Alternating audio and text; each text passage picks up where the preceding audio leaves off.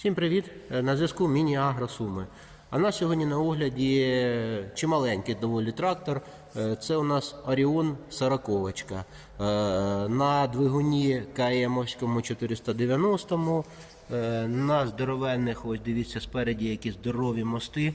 Реально вони здорові. І два насоси інша в нього йде. Абсолютно рівна підлога, дуже зручна, підвісні педалі. КПП в нього йде 12+12, він з реверсом. Дуже зручне місце оператора. Сідуга дуже класна. От реально, всі, хто сидів, всім подобається. Ззаді здоровенні шини у нас йдуть 12,4 на 28. І дивіться ззаді по навіски. Це просто пісня, якщо чесно. Дві пари гідровиходів, здоровенна коробка, міцні мости. Тому можна приїхати протестувати. 10-200. Всім гарного дня і мирного неба.